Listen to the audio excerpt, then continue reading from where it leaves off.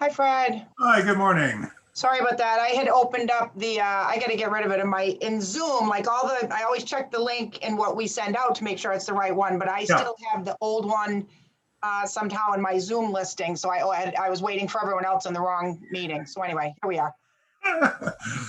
Yes, we will soon be done with this. Good morning, Barry. I know, won't that be lovely? Hi, Barry. Good morning, Elise. You and I have the same tailor. Oh, yeah. How about that? Well, he's myopic, but that's all right. I have to focus on things. Yeah. Good morning, Suzanne. Good morning.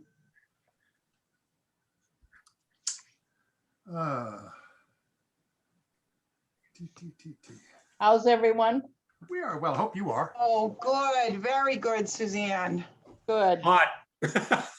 Yes, hey, listen, I have senior citizens. I have volunteers downstairs working on the newsletter, which, yay. People in the building. People in the building not getting stuck by a needle, which is awesome. And that newsletter, which I've been literally losing sleep over because it's so late. I got to talk to that publisher. I mean, I was a day late on my end, but boy, then did they take their time, and I got to speak with them. But they're changing so rapidly anyway. And anyway, they're down there with the insert going into it. We're going to get it to the post office before noon. Let's save all this for the meeting when we My get meeting, recorded, yeah. please. We'll get there. But anyway, so the great thing is that it just was so great to go downstairs and meet a couple of our volunteers. Wonderful. Air conditioning is working properly? Hi, Susan. It is. Yes. Good. Hi, Susan. Good morning. She's connecting to audio. Yep. Chug. Now you're on mute. Hi, Susan. Hi. There you are. Hooray. Good morning, Hey, Rosalie. Miss Rosalie. She's connecting to audio too. Connecting to audio. I'm not a summer person, and this Hi, weather has Rosalie. made me very, very grouchy and awful. It does. Oh, I love summer. I love it so Once it much. gets above 80, I wilt. Oh, Yes, exactly. This is why if I look cool, it's because it's true. I am cool. When you live in a house that's 900 square feet on each floor, you can afford to air condition it. Yes. Thank goodness. Yes. My father, I grew up in a great big barn of a house, 6-bedroom house. Every night before going to bed, he would go and open every single window in the house, paying absolutely no attention to security in Worcester, and then get up at 5 o'clock in the morning and close all the windows. And the house would just take all day to heat up. It worked like a charm. nice. Yeah, but it didn't get this hot then. Well, in Worcester, yeah, oh boy, steamy. Then mother bought her first air conditioned station wagon. We would all go, when it got hotter than hell, she would go for a ride. A Ford Country Squire, 1964, with air conditioning. Big car. Pretty something. That was a big deal back then. Oh, yes, it was actually, yeah. My father looked askance at the whole idea. Of course, he didn't like white walls, so never mind. Oh dear. 1, 2, 3, 4, 5. We need one more to have a quorum. Rosalie, you are well, I hope? Yes, I am. Good. Good. Did you get away on your trip, Rosalie? Oh yeah, we went to Aruba and I got all kinds of oxygen for Jerry Good. and everything was good. Oh, good. Yeah. Excellent. Yeah. Do you have an oxygen generating machine at your house? Yes, I do. Yeah. I so have a portable oxygen concentrator at my house. Yeah. And then I have the tanks at my house. Yep. To go on a plane, you have to have a portable oxygen concentrator. Yes. I had to rent one of those. They cost about $3,000. And every time we go on a plane, I'll rent one. I can get one for like 500. Wow. And that you have to generate the air. You have to breathe and grasp the air from the air, you know, oxygen from the air. So that's hard for him. He doesn't like those because he wants to get a tank that supplies oxygen. Yeah. But for the airplane, you have to have one or you can't get on board. Right. So, Yeah, my dad had pulmonary fibrosis. And so I'm familiar with all of that. yeah, S- yeah. Something had to take him down. His last ski run was at 92. Oh, my gosh. Barry, he would go to Wachusett, get there on opening and be done by noon. And Oh my. that's what I find when I'm sitting on chairs with people who are 85, 90, 95. Yeah. They don't ski 6, 7, 8 hours in the day. No. They may do a couple of hours in the morning, Yep. have lunch, 2 hours, and come back out for an hour and go home. But you know what? It's still exercise. It's Oh, still being oh, out there doing absolutely. things. And you can't Dad beat it. used to go out of his way to avoid elevators so that he'd be in training for his skiing. Oh, my goodness. Yeah, so when he'd get an office building, a 15-story building, he would go up 15 flights. Everybody half his age would be waiting for him. Sure that he's going to drop dead somewhere between the ground. How old was He he? hardly broke a sweat. He was amazing. How old was he when he passed, Fred? 93, God bless, huh? 93, yeah. Both of my mother and father died at 93. Wow, that's wonderful. Yep, at home, Long- at home in his own longevity. bed. Yeah, hope you have it. Yeah, his last words were turning to my mother and a housekeeper that they had, "If you will both just leave me alone, I'll be fine."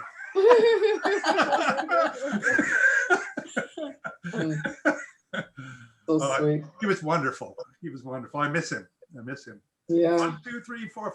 We need one more for a quorum. Where's Roseanne? Well, Roseanne, you all know, right? She No, resigned. no, Oh, You don't know this? no. No, Elise, you don't know it either? no. Oh, wait, someone's waiting in the waiting room. Karen. Wow. Wow. Good morning, Karen. Wow, Rosalie. Rosalie, what's up? I thought she sent emails to Fred, Elise, and the mayor. No. Yeah, Roseanne has resigned. Oh, wow, that's a surprise. Yeah, I was She's shocked to gonna be hear it too. missed. You know, she's going to live in Florida 6 months and in Gloucester 6 months. So she feels like living, being away 6 months, it's just, she shouldn't belong, you know, she just can't do the job correctly. Oh, I think I can reverse that trend.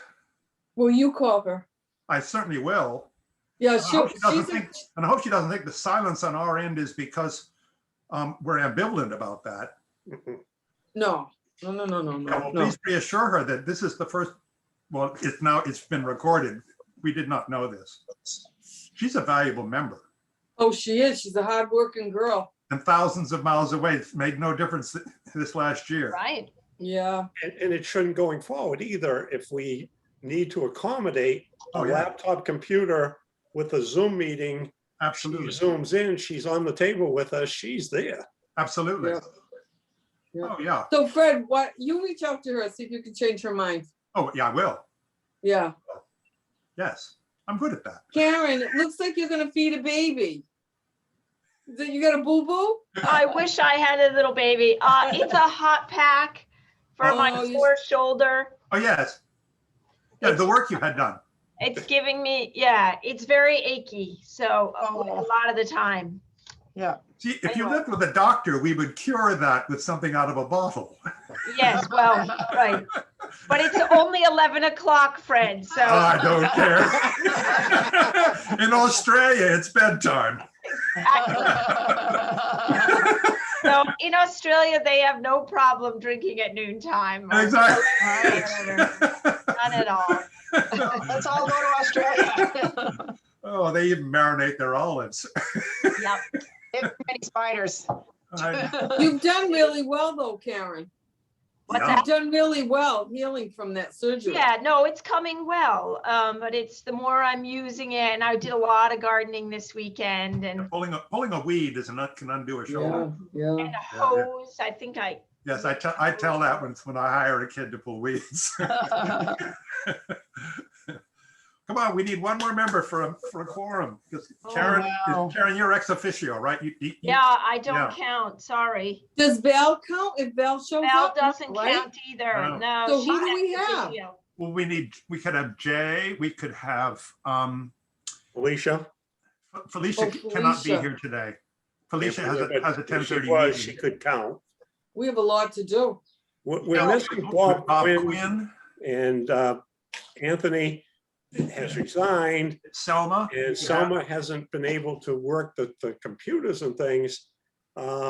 She was at the last meeting, according to With the minutes. Roseanne, Was she's, thought through yeah. Roseanne. Yeah, Selma, this heat isn't good for Selma. She also has COPD. Yeah. Okay, well, let's get started and we will just postpone votes on things. And we can circle back if we have one more member joining us. Okay?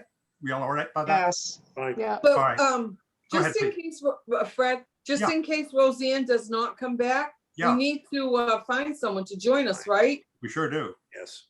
Yeah, So, that comes via the mayor's office, but we can certainly make recommendations to the mayor.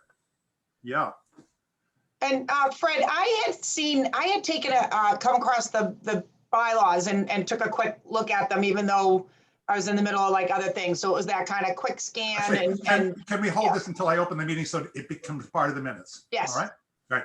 I would like to open this meeting of the Gloucester Council on Aging. Today is Tuesday, Tuesday, June the 8th. It's roughly 10:30. We're meeting remotely via Zoom. And at present, we do not have a quorum. Could we have signed in, please, starting with myself, Fred Cowan, and Barry, Barry McKay? Rosalie, Rosalie Nicastro, Susan, Susan Goodall. Suzanne, Suzanne Silvera. and Karen, Erin Carroll. and Elise. Elise Sinagra. And I guess I'm still Dick Gardner, and I don't know how to change that. Wait a minute. Hold on. Just go with it. Yeah, it's okay. Yeah, exactly. I can't change that. Let's see. We have the approval of minutes, therefore we'll pass on that for the moment. Let's see. Introductions. Let's just do the update, I guess. Let's start with that. Barry, what's on your mind?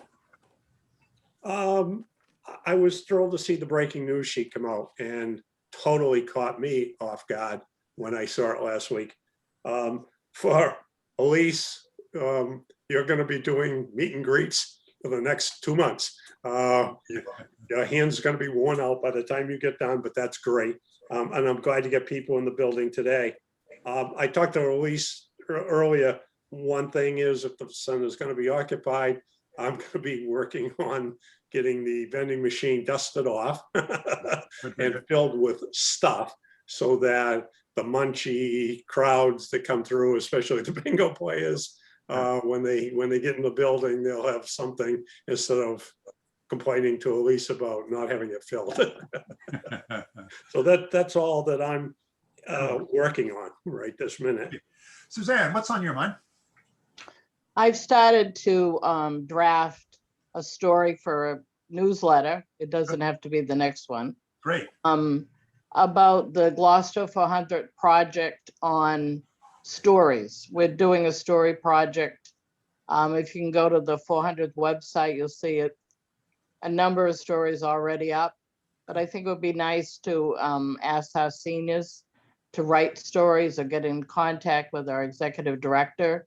Because we know we have a lot of great stories in Gloucester. We've had a lot of great people. It'd be nice that everyone knows their stories.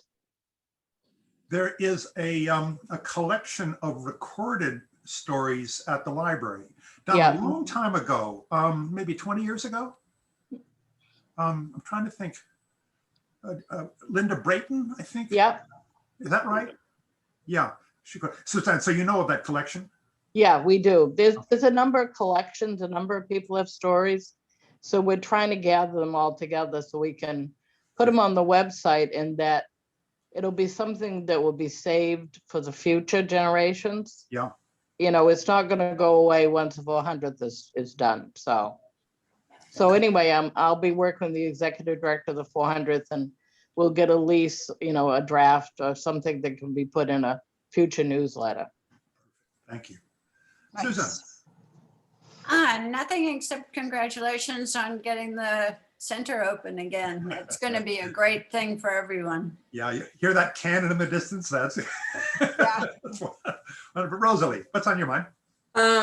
Yesterday I took the seniors out on a mystery trip and I had a full bus and they're so excited. The question of the day is it true the senior center's open? And they're so excited. Good. So Oh, I'm gonna excited. cry. Terrific. So, yeah, and my bus is doing well, so, and we're gonna be helping Elise out in senior center with the farmer's market and everything's going well. I know we'll talk about all this Wonderful. at this meeting. Karen has left us so we can circle back on that. Let's see. I have the budget here just with a simple question. Elise, you had a meeting. Would you give us a basic overview of what happened there and the final results of the review?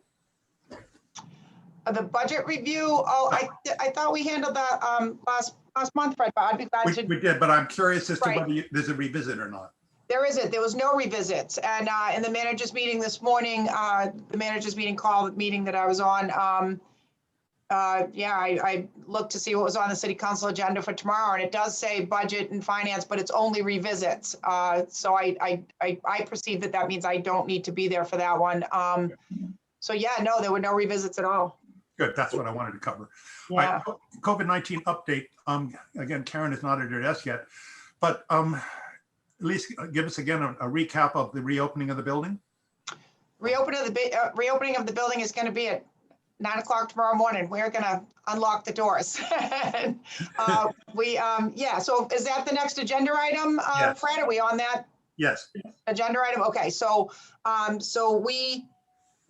got together with the staff. We tried to identify what just the critical bare minimum to make sure that just in opening the doors that we're prepared for that. We realized that we need somebody sitting at that desk. So we contacted all of our prior volunteers that had been in that receptionist role, and we got all of our slots filled. So that's exciting. We also realized that one of the things that we would need to welcome people back in the building is coffee and tea service. So we had Michael reach back out to the coffee vendor and they delivered today. So we're all set with all of our stuff for coffee and tea. Wait a minute, where's my notes of what else it was that we decided we need? Also, that's it. It was really just receptionists and coffee and tea. And so we're going to open the doors tomorrow. We have the programs that are going to be in place that are easy to put back in place. The stuff without a lot of moving parts. So on the schedule will be the knitters and crocheters, the cribbage tournament, the chess players, and very importantly, Junie's art program. So the art program will be back happening in the art room, and I'm sure that all of those program participants are going to be over the moon too, as is Junie, just to be able to be hosting that back in the building again. So the art program will meet for the first time on Thursday. So yeah, we're just trying to re-engage with instructors. Some of that I've been putting off a little bit until after we meet today, because we have some agenda items that will impact some of the conversations that I have with those instructors potentially. So, but we'll get there. We've had a lot of seniors asking about whether or not when the Aquafit program was going to resume, and I reached out to the Y. I might be dipping a toe into my director's report now. So I reached out to the Y to try to talk to them about that. But we're ready. I think that there are going to be things that are going to bubble to the top, and we're going to go, oh no, like how could we not realize that we needed to have that ready? But we just don't know until we do it, which is why we're kind of doing the soft opening. Although I think with the word of mouth around town, I don't know how soft it's going to be. I think we're going to have a good amount of people in the building tomorrow, and hopefully everyone's so happy that they'll also be patient. So. Two questions I have. One, with a removal of the 50 chairs to the storage for things going on, do you have enough chairs in the building still?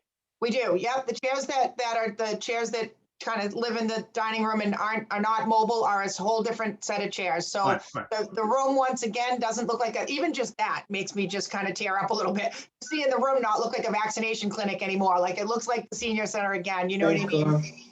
Yeah, Awesome. but we did talk, in reopening, and this is something to think about. And I don't know if we're going to kind of resolve it here. I need to talk to the staff some more about it. And I know that from a programming standpoint, we're going to at some point need to do we're gonna need to engage in the sad business of acknowledging the empty seats. Because there were quite a lot of people who came in and they always sat in that chair, and so-and-so always sat in that chair. Right. And that scheme has been, interfered with a lot in the past year and a half. And so we're gonna need to figure something out that is an appropriate way to acknowledge and honor and kind of just bring some sense of process around that to folks. So, yeah. Secondly, are the logistics in the parking lot going to change as a result of, I know you have whole sections now that are closed to parking for pickup and drop off and stuff like that. Will that? I'm glad to hear you. That's a good question, Fred, and I hadn't considered it. So I'll talk to Sheila about that today. I do also have an email out to Scott Trenty to sit down with him for lunch, just to see if he and I can kind of update on like their schedule for Meals on Wheels. And we need to kind of figure out going forward how that program is going to continue to impact our parking situation and stuff like that. So I'll have a conversation with Sheila just to see in the near term what we need to think about for parking considerations in light of the Meals on Wheels and stuff like that. Cool. On this particular subject, Barry, any questions for her? A question basically goes back to last month. How did the open door meals, how did that go, and were they well received? Did you get any feedback? Yeah. Oh, yeah. They were well received. Everybody. I mean, the presentation is fantastic. So the feedback was pretty immediate. I didn't get any feedback after the fact, but when we distribute, we did do a healthy amount of signups for them. We also, when they came for the week that they did the mobile market, that was the Bake Ham dinner week, and they now they bring enough of the prepared meals for every single person who signs up for that mobile market. And all of those people who got it and were surprised to have it, they thought they were just getting their kind of groceries. And we offered them also this beautiful prepared meal. And yeah, the feedback was, we do, as we all know, we eat with our eyes, and they do a great job with presentation, and it looked lovely, and everybody was very excited to have it. So those went well, all in all, Barry, very well. Well, the reason I ask is, Fred, you've been working for 15 years now, trying to replace a vendor and move the open door in. Yep. And I think it was another step in the right direction. I think the presentation is good. The quality is good. It's everything we're looking for. We're going to talk more about this under old business on the agenda. And I'll leave that to the old business, because I think that's where we're going and Yep. we need to go. Rosalie, any questions for her on this subject? No, I just want to make a quick comment on that. I heard several people love the mobile mart. They love the meals. My husband loved it. He loved the ham dinner. He loved it. But I heard a lot of positive. That's the gold lot of- standard. A lot of positive about that. And Elise, since you've had the job, has the senior center been closed? Did you ever, right? So this So will this be is- your first day as director with an open senior center? Yeah, and it's a whole different learning curve. So at first the learning curve was, okay, how did it used to be done? But I wouldn't spend much time on that because I knew that it had to be thrown out the window because we couldn't do it that way anymore. And that was like everything. Okay, how did it used to be done? Okay, we can't do that. And thinking of new ways to do everything. So now it's a whole new learning curve, like to actually be running the senior center. But I have to tell you, one of the things that made me happy was when I was talking to the staff in that little impromptu meeting where we huddled together to see what those basics were we needed to do to make sure we could unlock those doors. When one of the staff members, I can't remember who said it first, but somebody said, "Oh my God, I can't wait till all the seniors meet you." And then they all kind of agreed and said, "Oh my God, that's going to be great." That felt so good to me to know that the staff who now has been working with me for close to a year, that they feel that that's a good thing, that the seniors are going to get the chance to meet me. So that feels good. So yeah. And I told Fred on Friday when I did that breaking news thing and I finalized it and sent it to the mayor and went to leave, and I immediately just, I started crying like a baby. Here in my office, I had to go to the ladies' room a couple times, try to mop my face up, but it was just that the tears of relief that like, wow, it's really over. It's just that relief flooded over me, and knowing that I'm going to be able to, to do this thing that I've wanted to do all along is finally going to be happening. So I don't want to start crying again, but I know. I'm Yeah, so it is. happy for you. You have Yeah. a high energy and you're a friendly person. You'll Good. do fabulous. Everyone will love you as we love you. You'll do great. Thank you, Already. Rosalie. Best of luck.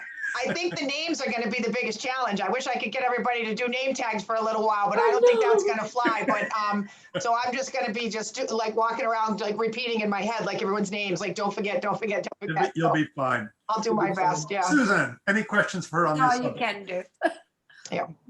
Pardon me? Susan? I any said all questions? she can do is do her best, so. Exactly. And I'm sure everybody's going to be very patient and just happy to have the center open again. Yeah. Yeah. Suzanne, any questions for Elise on this subject? No, Karen, can you give us anything that we need to know about COVID update? Well, the picture's looking better. As you know, Fred, we talked last week at the board meeting. Yep. We have only one active case in Gloucester right now, which is fantastic. And we've had several days with no new patients and no one in the hospital. So, you know, right now we're in a really good place and we have very high rates of vaccination. The community's about 70% vaccinated. We're a little above the state average. And for our higher risk groups, so those 65 years and older, we have close to 90% vaccination rate. So that's fantastic. So we're in a good position. Things are opening up. As you can see, lots of festivals, everything's sort of back to pre-COVID days. And I'm very comfortable right now with that, where we don't have much virus in the community. And we have very high vaccination rates. But so the good news is now, you know, enjoy it. And we're outside, it's summer. So that's also good for virus and the spreading of virus. The longer term picture is less clear. We don't know how long the vaccines are good for. We don't know what boosters will look like. We don't actually have an approved booster yet, although we do know Moderna is working hard and probably close to releasing a booster. We don't know when that booster will be advised and who can get it. If you got, you know, one type of vaccine, can you get a Moderna booster? So there's a lot of questions that we just don't have the answers. We think we will soon get some updates on that. And we fully expect within the next year that there will be a need for a booster or another vaccine for COVID. And that may be the case annually for a long time. But again, we just don't know. So a lot of unknowns. I think the other thing that's really scary is that, you know, probably less than 20-25% of the world population has been vaccinated. So this is a global pandemic. We don't live on an island that we can protect ourselves. So the virus is still out there in other countries, and other countries are being hit really hard. And we'll just see where that worldwide vaccination rate goes over the next year. And if we can get it high enough before these new variants kick in and start making trouble for all of us. You know, I think probably the fall and winter will have some bouts of COVID activity, new strains, maybe some smaller shutdowns, who knows? I don't anticipate we're completely done with this, but I think we've learned to live with it. And if we can vaccinate our highest risk population, then it's a very different scenario than the first year of COVID. So hope that's not too discouraging, but it's a lot of wait and see. But right now, I mean, who would have thought a year ago that we'd be sitting here opening back up with fully vaccinated communities? So that's great. We're happy about that. Yeah, I mean, I'm 40 years in AIDS service work and I'm still waiting for a vaccine. Yep. 40 years. Good morning, Val. Ooh, Val's had a haircut. Looks wonderful. Good morning, everybody. Good morning. Good morning. morning. Karen, could you send me, please, on Health Department letterhead, a statement that would serve as a posted sign to encourage people on the question of wearing masks in the senior center? I know we used to. Yeah, I think I did send something to Elise. We're part of a coalition of North Shore Health Departments. So there's about 15 of them in a coalition with MAPC, who's doing some community outreach and for businesses and things. And they have a whole Safe Summer campaign for COVID. Good. And they offered some signs. The basic message from public health is to the business community is vaxxed or masked, or fully vaxxed, however you want to say it, as of May 29th. And again, it's an advisory to wear a mask. It's not required. I really caution people to go down the track of enforcing masks. Again, there are exceptions to the mask rule. There are reasons that some people can't or won't.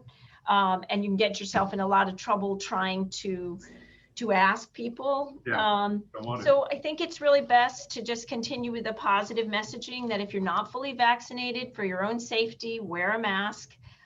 But I don't think there is a need to try to enforce or police, but it's up to each agency. Every agency can do what they want, every business. So I know there are some businesses that are requiring their employees or their patrons to wear masks still, but that's up to them. Okay, cool. Thank you. Okay. Val, what's on your mind that's not on the agenda? Anything in particular?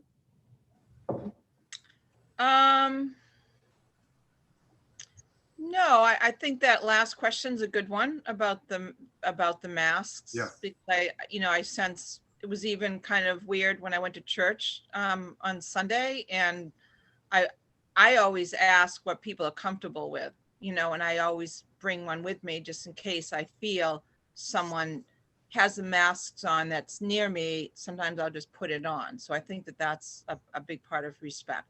Okay. But in terms of in general, what's on my mind, just wanted to thank Roseanne and Rosalie for leading the plant sale. I don't know if you've already spoken about that. We haven't yet, but we will. It's on the Okay. agenda. Okay, On the great. agenda. So Cool.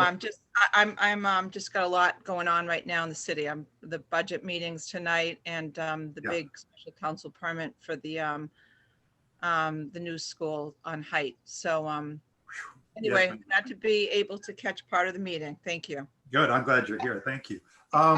I'd say one quick thing just to wrap up Karen's comments is that when I went downstairs to introduce myself to the volunteers that are down there working on the newsletter, some of them, one of them, Chris, picked up her mask. She said, "I brought this not knowing," and I said, "No, the rule is," and they kind of took the words right out of my mouth. They said amongst each other, they said, "Oh, it's only if you're not vaccinated, and we're doing really well in the community. We're at like 90%." So they knew. They knew they could put a little chunk of Karen's report themselves. So that was really neat to hear. So that's all.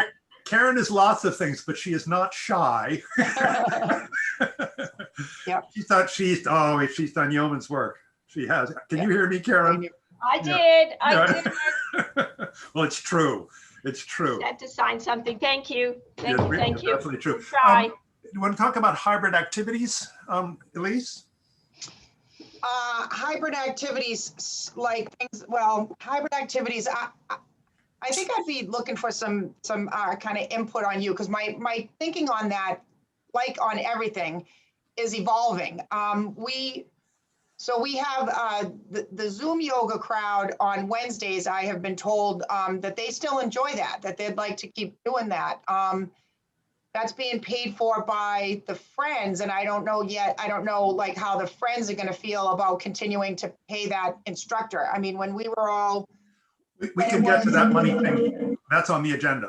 right. But when we were in the mode of just like, okay, what can we do? And there was so few things we could do. It was like, okay, well, that's something we can do. And so I don't know. At the time, I thought, well, geez, it kind of does make sense. If they're enjoying it, then let's leave it. And maybe that was the thought, was maybe we could get the instructor down here to keep offering it to Zoom, but also offer it in person. That particular instructor, though, is where she's at on her. We're all in these different kind of places in the continuum of comfort with all of this reopening, and she doesn't want to come back in the building right now. So I don't know. I still like the idea of continuing to offer it. I don't think that we're going to need to continue to offer a lot of hybrid, because I talked with Junie to see if any of our participant Zoom, that Zoom crowd was going to want to keep with Zoom. And she said, oh God, no, they're all just dying to get back in the building. Zoom was as best as they could do, and it was fine, but they're all going to be back in the building. Good. So I think the only one that really would be the candidate for the hybrid would be that Air Yoga Plus, to keep doing it for the people that like the Zoom. But it wouldn't be able to be hybrid right now because Diana, the instructor, doesn't want to come back in the building. So I don't know, I'm still wrestling with kind of with how to deal with that. What's the will of the board in terms of, does anybody have a resistance to continuing hybrid programs? Barry? I feel very strongly that the hybrids or even keeping a remote component operating is crucial. And I'm just throwing this out, Elise. My recommendation going forward is that through Salem State College has a lot of students that are in social work programs and they have to do internships. And I know that Beverly's Senior Center uses them very heavily. And what they do with them is they bring them in, and instead of trying to have them down with the people on the floor every day, they focus them in projects like building out the remote program in the past year. They use them very heavily. And since they're very computer oriented, most of them, these interns could then be focused on building out the remote programs and events, continue the program to accommodate the seniors who cannot or are unable to physically get into the center because they're a part of our community, and that could continue to service that need. We could have a robust platform ready to go, and God forbid, we hit another situation where a shutdown occurs, whether it's a variant or whatever comes along, we're a little bit closer to prepared. And now that's a big project, but and just lining up those interns with Salem State, at least, is going to take some work. But it's still, from my perspective, it could be something that's ongoing. They're in the building with you as an intern, and that's what they're focused on. And they give you a product at the end, which is also going to the school as their project for that internship. Cool. Just a thought. Thank you, Barry. And yeah, I went through Salem State's MSW program, and you're right. That would be their macro placement. We had to do a micro placement, which was your clinical work, and then a macro placement, which is the kind of work that you're talking about. They do require that somebody supervising that intern have an LCSW. And I had conversed with Fred one-on-one a little bit about this. Right before the pandemic, I had jumped through the mountain of paperwork that you have to jump through just to be given the permission to sit for that test, that LCSW exam. I am eligible. But then the pandemic hit and I couldn't sit because the testing centers were closed. So anyway, so I have to like reapply to get an extension of the window that they'll give me to sit for the exam. So all of that, I'm trying to get that going. And also later on in the agenda, we'll talk about the fact that the position has been posted now, Lydia's old position. If we can get somebody in that position with an LCSW, then we'll have that boom. And if the best candidate for that position does not have that LCSW, well, either way, I want to get mine just for my own benefit or whatever. But the perfect person for that position is perfect. Don't have that LCSW, and that just means that I have to just hurry up a little bit more to make sure that I get mine, so that we could utilize a resource like that. And even in the meantime, I can reach out to the college. I know who to talk to over there, and I can see that LCSW requirement is for both of those internships. So they need the LC just for the people when you're doing that clinical work where you are somebody's therapist, where it's very important that you have somebody, supervising you as a person's therapist. Or do they also need it for both of those placements? I think it's both. I think that someone here would need to have that LC. My other thoughts on that too, on hybrid, is that there's the Zoom hybrid, and I think those folks that are doing the Chair Yoga Plus via Zoom, and again, that's just the one program, and we can figure out a solution for that because it's just that one program. We'll figure out what to do. But my sense is that if you're doing Chair Yoga Plus on Zoom, you probably could get to the building, I think. I mean, I don't know down to every last one of them, but you're mobile. I mean, you're probably pretty mobile doing Chair Yoga Plus. So for me, I think that if I'm going to continue, if we're putting resources, just trying to figure out where it makes sense to put resources, I like continuing to put resources in the virtual senior center, which is also further along in the agenda.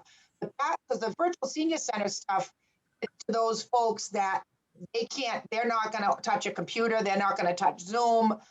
They also might be, have such, mobility hurdles that they can't get to the center because it's maybe that same demographic of, the older among the seniors. So I think that those are great suggestions, and I think we can work with them, and I will work with them.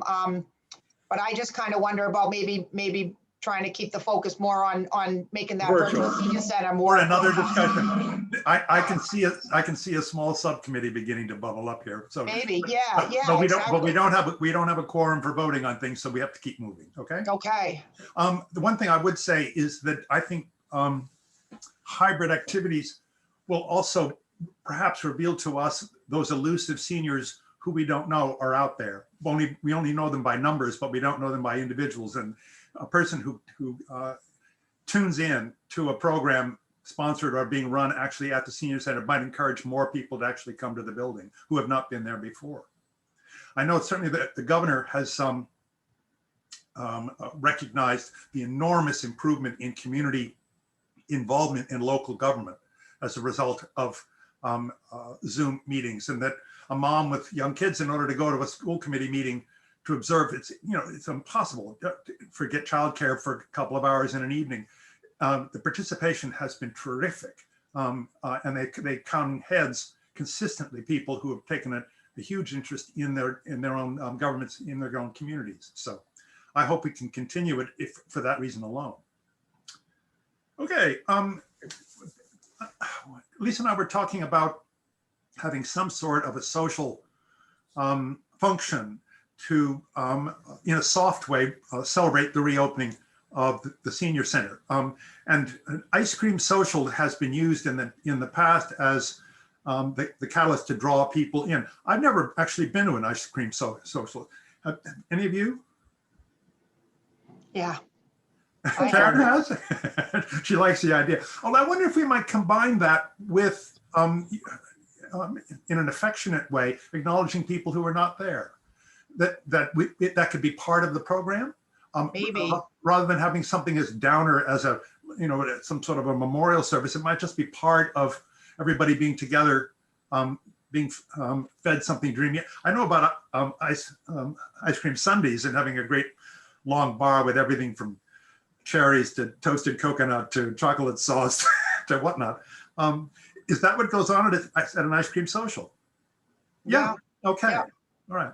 Well, any thoughts around the board on pulling this off, and if so, what would be the timing? Suzanne, what's your thought? I don't know. Maybe we should open, see how it goes, and then discuss it again Yes. in a few weeks to see how things are going at the senior center. Okay. And then I think it would be, I agree with you that it would be nice to combine recognition of people that are lost with something else, something a little more cheerful. Yeah. Whether it's an ice cream social or something else. Okay. Susan, you're on mute. My robot was vacuuming. Say it one more time. My robot was vacuuming, so Oh. but he's finished. It's very well. The dogs don't mind it, and when I vacuum, the dogs think the vacuum cleaner's a toy that they should chase around. So. But anyway, I think it's a good idea, and I like the idea of making it not a somber occasion, but something that's fun. I think that's the key to it, because I think it could get very morbid if we don't make it fun. I agree. Rosalie, any thoughts? I think it's an awesome idea. I think we should wait and iron everything out. Let's get open, and maybe for around the 4th of July, we'll do an ice cream social, maybe on the Friday, July 2nd. That's a good idea. Yeah. Thank you. All right, we'll pick that date as a target, at least. And I'd love to participate. Oh, I was going to ask. In fact, if you would help me coordinate that, Rosalie, that would be cool. Yep. You'll never guess who made the health department an amusing place to go to. I'm sure they miss you there, Rosalie. Val, any thoughts on the subject? I think it sounds awesome, and I like the upbeat, and I think it would be nice if some of us would help serve, or just be there to kind of like welcome people. Good. And under the leadership of Rosalie, who would, I'm sure, have us wearing gloves and all the that maybe we could join the seniors and enjoy, of course, I am a senior, so we can enjoy our everyone and sit down and have an ice cream sundae, which, but when I look at myself now after being on this sedentary, even though I'm walking a lot, I'm like, I don't know if I should really have an ice cream sundae, but I'm with you. You guys want to have a sundae? Yeah, let's do it. I was on a cruise ship once and they had a mirror that was slightly parabolic. It was just amazing. You look at it, you look thinner than when you got on board. Oh, It's can we so have smart. that? Then I went home. Yeah. Yeah. Macy's has Okay, those cool. mirrors in the I'm glad ladies' you and like that dressing room. idea. That's Yeah, cool. that's Old great. business, the webpage resource guide. Susan, any updates on that or Barry? I'm not sure. I went out to this morning and double checked to make sure that it wasn't posted, and I couldn't find it. So if it was posted, it's not there. Elise, has the mayor approved it? No, so far, Susan and I, sorry, I dropped the ball on that after. It ended with everybody who was gonna pass it along to the mayor, thought it was fantastic, but I didn't get final, like, okay from her yet. So as I'm talking to you guys, I'm gonna stop seeing you and I'm gonna pop over to my email and create at least a draft so I don't forget that I need to reach out and get that final approval. I'm sure it's fine, but we just need it to be officially fine. So I'm writing to the mayor right now, or at least beginning it. Barry, any comments on this? The other thing I Okay. noticed was when I did a quick check because I left to go to the last minute, but I didn't see anything about the virtual senior center. And I think that should be mentioned on there so that it's another place that directs people to it, because it's such a neat resource. Oh, in the resource guide? Well, I was thinking either there or on the page, there's the page that has services and whatnot, that it could go on there, which might be a good spot. Right. But I think it should be out there on the web so that it's another place for people to find it and travel over and see it. Absolutely. Yep, I agree. Great idea. The health department had a presentation from Amy Epstein, who's doing remarkable things on issues of emotional support, mental illness, and whatnot. And she's created an amazing bit of information and referrals in the form of a website as well. I didn't get the proper address, but that is something we need to investigate as well, as being a serious yet accessible sources for information, which is changing all the time. So, Okay. Barry, any further thoughts on the subject? Well, my only thought is when Elise is able to get the mayor to sit down for 3 minutes, as we all know, it's hard to pin her down, let alone catch up with her and get her to make a decision. Once that occurs, at least my sense is you're going to be so busy with this. Again, I'll make the offer. Suzanne and I will be more than happy to shepherd it through IT, put it up on the page, and then call you that day and say, yes or no, take a look, tell us if it's up and running. Cool. What do you think? And it either stays up or it comes down the next day. And we can arrange that with the IT people. All I need to do is have that introduction. That IT person contacted me a few days ago via LinkedIn. So I think that person is reaching out to people that were in the city structure and what have you. So again, my offer, and I'm sure Susan will join me on it, we'll be happy to shepherd it and get it up and okay, it's there. You're going to be so busy. You probably don't want to be trying to work that process too. Absolutely, Barry. And while you were saying that, I just popped over and again to my email and opened up another draft to Ryan and IT, and I just wrote make introductions to Barry and Susan. So I'll follow up on that later, and I will let make those introductions. And if you guys could take that and run with it, I think that your sense that I will have lots of other stuff on my plate is probably pretty accurate, and I really appreciate you taking that on. Thanks, Barry. No problem. But it seems so appropriate. You guys both did so much work on it that it's just nice to kind of see you both bringing it home, Yeah. All right, any further discussion on the subject? Moving on, clear? Okay, moving on then, partnership with 1623 Studios and the Virtual Senior Center. Anything new on that subject? If no one else says anything, I can tell you that the last meeting that I had with that group, it's clear that everybody is in the same mode that we're all in the same mode, which is where we can reopen. Like, oh my God, you know what I mean? We can reopen. So we're putting all kinds of resources into it.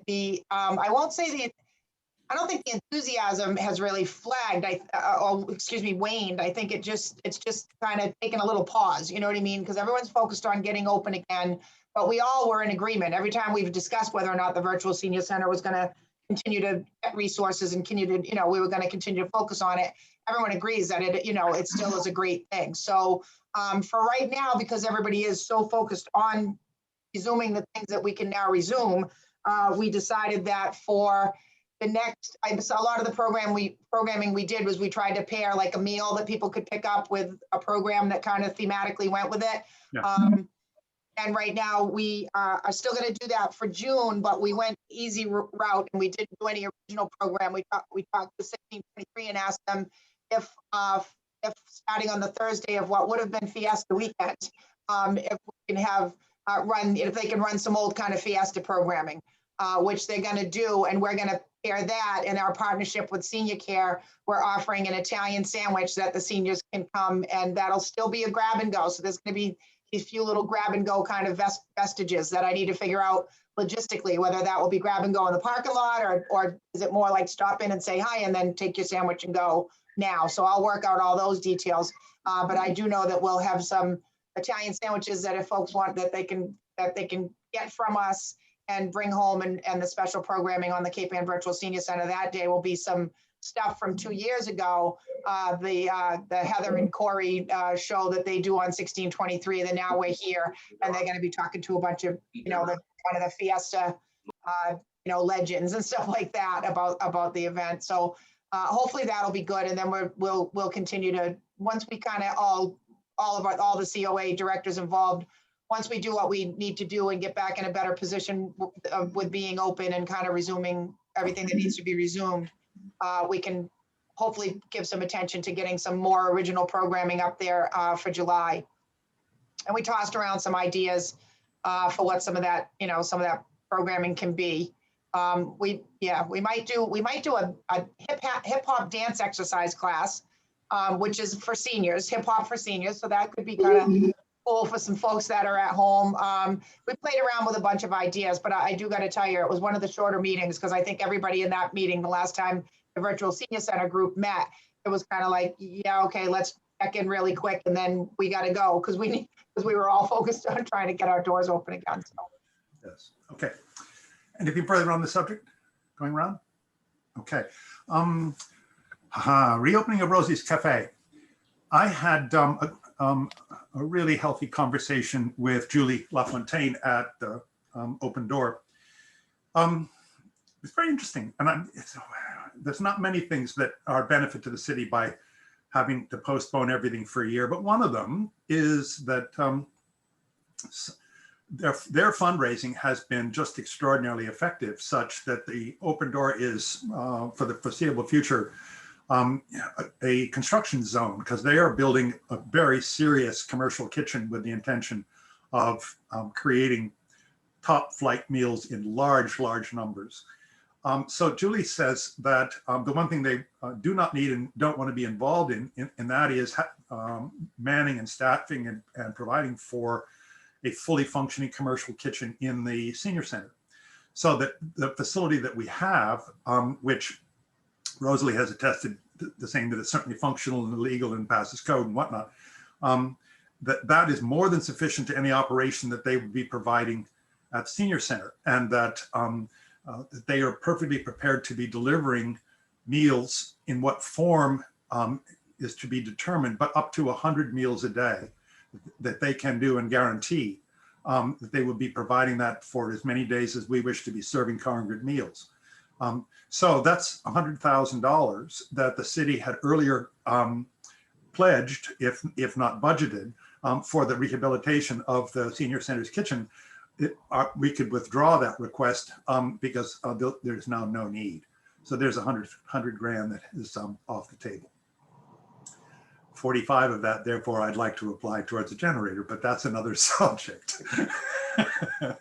Susan, go ahead. And what about the work that we were doing in the senior daycare center that wasn't that part of that kitchen? You're talking about in the Where this daycare used to be, the senior Social daycare. day- Well, yeah. yeah, It was, but I wonder if the current system seems to be working pretty well. I don't know about that. Thank you for bringing it up, and we'll have to do more inquiries on that. But that was going to be a very small part of changes, and I think when Open Door, I'm sorry, when Senior Care really looked at their programs, it's really only a transfer place. The food is never exposed. It's sealed containers that come in a large package and are transferred into small insulated bags and are shipped out right away for over an hour and a half every day.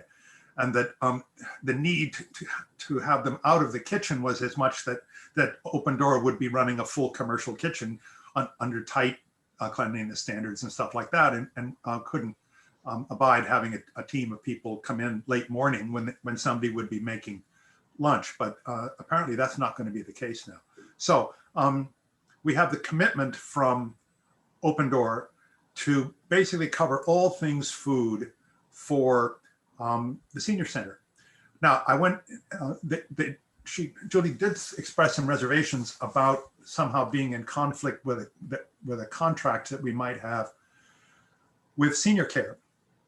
So I investigated with the purchasing office. Donna went years back and found one contract from 1995 that only ran for a year. And since that time, it's been basically like a tenancy at will. So we are under no contractual obligations to provide or to do really anything with Senior Care, except for the congenial relationship that we have now, which is to afford them space for Meals on Wheels. And Lord knows Senior Care certainly stepped up to the plate during the COVID times, providing increases for at-home Meals on Wheels and also providing grab-and-go bags here. So that I think that's a problem that isn't a problem between Open Door and Senior Care, that they're working hand in glove. And Elise will be having a meeting reasonably soon with Scott Treddy from Senior Care in order to be sure that all of our ducks are in order. But with the release of the building from COVID restrictions, I would hope that if a willingness to come for lunch is realized as a result of people coming in the building and asking for it, piecemeal on a by reservation head count number, we could be able to be up and running and soon with meals perhaps initially delivered prepackaged per place setting until the numbers get such that we're staff from the Open Door would be coming to serve, or combining that perhaps with Senior Care staff that are there who would like to help serve, or some hybrid of that. So what have I left out? Any questions on that subject? Cool.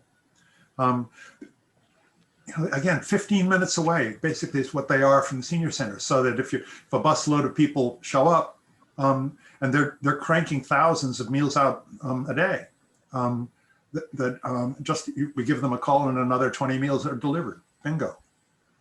We really we are restricted to is by the number of people who can be in that room at any one time. It's wonderful. It's really That's great. wonderful. Okay. Anything further? Director's report.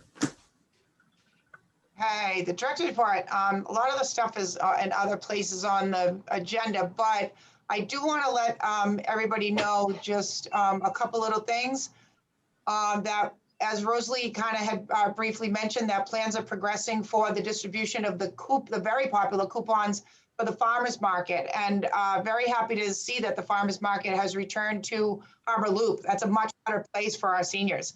Nice, smooth, even walking to get around the farmers market. So that's a better location for them. In the past, we had done a health fair, and the seniors came in, and that was when they did, signed up, filled out whatever they needed to fill out, and they got that coupon booklet for the farmers market. That health fair is not going to be able to take place. It was always done in May. Hopefully we could do that next year, maybe go back to it. But I think the new way that we devised might work even better than the old way. So what we decided to do is that we're going to have one day, Wednesday, I believe it's Wednesday, July 22nd, that we've figured out who it's going to be, me and Ann and Rosalie and some people from senior care, a whole bunch of us, some of the people from the farmers market, a whole team of us are going to go out to the Gloucester housing locations and set up a table. And this has all been blessed by Dave Holden. And at 10 o'clock in the morning, we're going to have people sitting there with two of us at the busier locations, the bigger developments, and maybe just one at the smaller ones. We're going to be sitting there, and we're going to promote it so the seniors know that they can come out, they can sign up, and they can get coupons then. And at that point, we can also promote the fact that the seniors on the bus will get them there. So here's your coupons for the farmers market, and here's your flyer letting you know that there's a way to get there. So we're hoping that's going to get a certain amount of signups, and then the following Thursday, that's going to be on a Wednesday. The following Thursday, we're going to have a table at the farmers market, and perhaps thereafter as well. But we will, at the very least, have the one table there at the farmers market. To continue to distribute the ones, at first we're going to distribute the ones that come from senior care. That's a federal program that has income eligibility guidelines. So we need to distribute the more restrictive ones first. And then once we go through those, the farmers market has an allotment of coupon booklets that they give out to people too that are less restrictive. So then we can open that up to a few more people. So we're going to be offering those there, and then we probably will have just a few here, just for seniors who, for whom either of those options doesn't work for whatever reason. We'll try to maybe have about 30 of them. The ones from senior care, Paula thought it might be good that we maybe have about 30 here, just for people who inquire. But yeah, we're going to see how that all goes, and we're thinking hopefully it will go well. A lot of the goals for that program have been to try to increase the penetration of that program into the communities at the housing locations. And this is certainly going to speak to that goal, and also increase utilization. Because I mean, they noticed that a lot of the coupon books go out. It was very popular. There'd be a huge line that would form to take them, but they wouldn't always get used. So we figure, now that the Seniors on the Go bus is looped in, and now that we're going to be distributing some of the coupon booklets right at the farmers market, hey, you grab your booklet and you're there already, So hopefully that's going to increase utilization as well. So we're thinking there's some real promise in that new plan, and thanks to Rosalie for her helpfulness in all of those deliberations to get that set up. Also, very, very happy to say that I have already spoken with Senior Care about resuming their picnic. The big Senior Care barbecue that happened at Stage Fort Park is going to be happening on August 12th. And I'm sure everybody's going to be really happy to know that. I got to tell all of you that it's great for me to know that I can once again start promoting these things by putting posters up and flyers around the building. I'll still be using my other communications channels that we beefed up during COVID as well. But boy, it's nice to know that the main communications channel can now be walking through the building and talking to people. So that'll be awesome.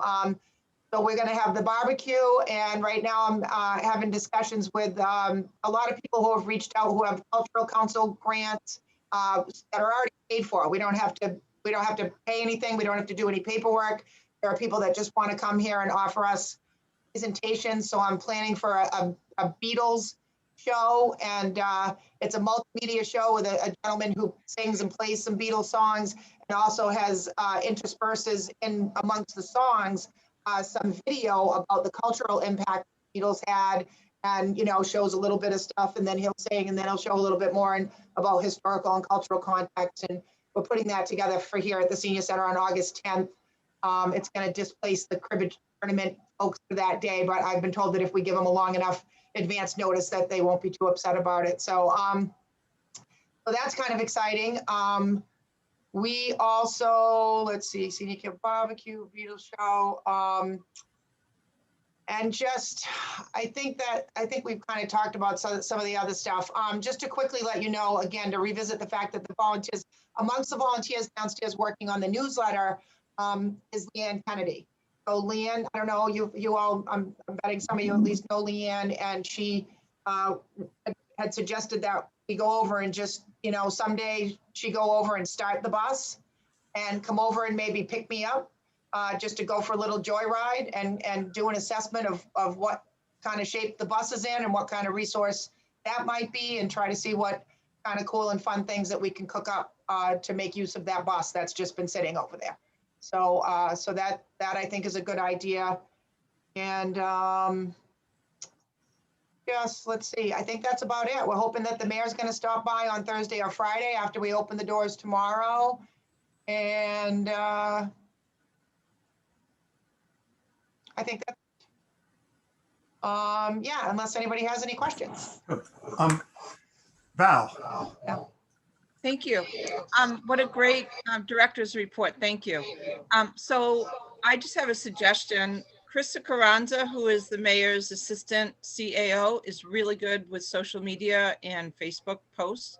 So I would suggest, if you want to really get those flyers out and about, you might want to send one to him and suggest that he posts them on the mayor's Facebook page. And then when that happens, as long as the security is global, all of the ward councilors and city councilors can share them on our respective pages as well. So we can really help get that information out remotely to the people that aren't typically attending to start thinking of joining some of these events. Very So. good. Yeah, Yeah, thank you. and yeah, that's awesome, Val, and thank you for that reminder. I had been kind of gently reminded previously by Nicole when she was with the mayor's office, that when I post important things on Facebook, that I have to let her know so that the mayor can share them. And what an amplification process that is. When the mayor then shares something that we post, she's just got so many people paying attention that it really blows it up. And that's one of the reasons why I'm excited about the Beatles thing, is I think it starts to address maybe some of the younger of the seniors, or the, I know that I have very dear friends who are in that 75-year-old kind of age range, and that's what they would listen to. That, they're into the Beatles and starting to get into some of the seniors who would be interested more in that kind of classic rock. But so I don't know if that Beatles presentation really is going to speak to the tastes of the people who are our traditional regulars who are so excited to return to the building. We'll certainly put the posters up to make sure that they know about it. But I do think that you just made a very good point, especially with that one, I'm thinking might be a great opportunity to get some new, let's get some new regulars kind of coming into this building, and maybe we can start with presentations like that. Yeah. So let's, as a matter of process, send almost everything to Chris Carranza, and if he thinks it's suitable, he can post it. If not, that's up to him. But let's just put him in the loop, communication loop. I'll start sending him agendas as well, so that he knows stuff. I'll just include him as a CC on a regular basis. Awesome. Yeah, he's great. Yeah. Yeah, and Val, you see when I do post something just so everybody knows too, there's like a ghost account that's been abandoned, and I can't get Facebook to take it down. I can't get anyone to respond to me, like the administrator of the account. I keep writing to it and saying, please get in touch with me. It just seems to be completely abandoned. Unfortunately, it's the one that's called Rose Baker Senior Center. So the official one now that has, when you go to the one that has the picture of the building with the new color scheme, is called Rose Baker Senior Center Gloucester. That way, if anybody goes to Facebook, and I tried this out, and I had some friends try it out, if they are new to town and they don't know the name of this place and they search on Gloucester Senior Center, that's going to come up.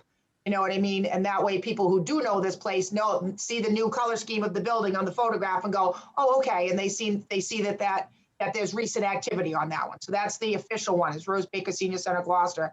So yeah, I think I've seen you respond to some things on that, Val. And I know that some of the other counselors do as well and share it. And I'm very appreciative of that when it happens. But yeah, I will get in the habit of making sure that that Chris kind of gets all of it. Okay, going around the table, any questions for Elise on her director's report? Okay, let's see. Friends of the Council on Aging meeting. Suzanne, if you could be a surrogate for Jay Gustafaro on this. Sure. A year or so ago, when there was a lot of serious talk about Open Door assuming responsibilities in the kitchen, we decided that it was a good move that we should discourage members of the public from wandering into the kitchen. As well-meaning as they might be, that's just, well, Rosalie will know, you can't have people just going through it. And yet having a refrigerator and access to that was important for seniors, because some would bring food to share or whatnot. So the Friends of the Council on Aging stepped up to the plate and agreed to purchase an LG refrigerator to be installed out into the great room against the wall in the same vicinity where the coffee pot is. And it was going to be a rather fancy one with French doors, and one of the French doors had a glass face on it, so that a person not sure where to go to get cream or whatnot could see it through the glass and not go into the full size of the refrigerator, but simply the outside portion. I have a cousin of that in my house, and I must say it really works very well. But if we need an inquiry of the Friends, does their offer still stand? And if so, are they prepared to buy us that refrigerator? Because we're in a position to resurrect the plans that we had for the installation of a coffee bar with a refrigerator. And Michael Hale and company at DPW were going to be providing a hand washing sink along in that sort of complex area, so that we would be up to public health standards, enable seniors to have the refrigeration that they need for whatever, and yet not have public traffic into the kitchen. So that's something that we need that inquiry to be delivered to the next Friends meeting to be sure that they are prepared to do that. Thank you. Let's see. Initiatives that benefit the Friends of the Council on Aging. Rosalie, can you give us an update of your success? You're on mute. You're on mute. Okay, the plant sale was awesome. We went up to a place called Cressy Farm in Rowley, and we picked out the plants we wanted. They delivered the plants. We marked them all up so we would make a profit. We put them all out. Roseanne brought tables, and we had posters, and we advertised everywhere. And we were supposed to be there Saturday and Sunday, but we sold all out on Saturday. We just had a couple little basil left, and the Cressy's Farm came, they took that back, and it was a fun day, and people loved it. And they loved the fact that the senior center was going to get the money, you know, for the activities. But it was a real fun activity, and it was easy. It was an easy day, and we sat there, and the weather was good. It wasn't too hot, and we made a little bit of money. And I think Roseanne gave you a check, right, Elise? She did, yeah. She made about 500. Wait a minute, I'll give you the exact Almost amount. 6, right? Sorry, 504. Oh, 504, yeah. Yeah, $504, which is awesome. Yeah, yeah. So Yeah, hopefully we'll do it again next year. Yep. Roseanne was so amusing. She said, I was looking down at the table, looked up, and half the things were gone, and looked down again, put my head up, and they were all gone. Yeah, people just loved it. They That's loved really it. great. So congratulations to the two of you. I know the COA does not do fundraising, but you two are just amazing, and how successful you are. You're really good. You're very good. Yeah, we love to do stuff like that. I'm really gonna miss Roseanne. Yeah, well, she's here 6 months of the year, and she's going to be a member of the Council on Aging. Come hell or high, I can't say that. But yes, Val. So I just wanted to add, I wasn't able to attend because I had a wedding shower in Connecticut that day, but I sent my husband there, and he had so much fun chatting with Rosalie and Roseanne. and he bought some plants and he was all excited. So not only did he enjoy the purchase, he enjoyed the attention that you both gave him. So Oh, yeah, he's a sweetheart. I remember But also, Roseanne said from the concept, the idea is if she bought something for $12, they marked it up to 16, not 25, like all the other greenhouses, so that there was money saved by the people who came to purchase things, as well as having beautification or herbs or veggies to pick from. So from the standpoint of it being the Council on Aging project, it was really well designed. And again, that's Rosalie and Roseanne's thinking of tailoring things for the people who we hope will benefit the most, who are our seniors. So they saved some money buying first-rate plants that came and were fresh, and it was really cool, really cool. Thank Rosalie, you again. can I just have a follow-up question? Sure. Is it possible that we could do like a little summary when we have these events of what went well and suggestions for the future, and just kind of Oh, yeah. archive them? So new members would be able to just look at our file for last year's plant sale, just in terms of lessons learned, and did we get enough, and did we advertise enough? You know, what went well? Suggestions. That's an excellent idea. And one of the things that Cressy's Farm suggested to us is to do another one in the spring, in the fall, because people love mums. And we could do all kinds of mums out there, and that would look beautiful with all the fall colors.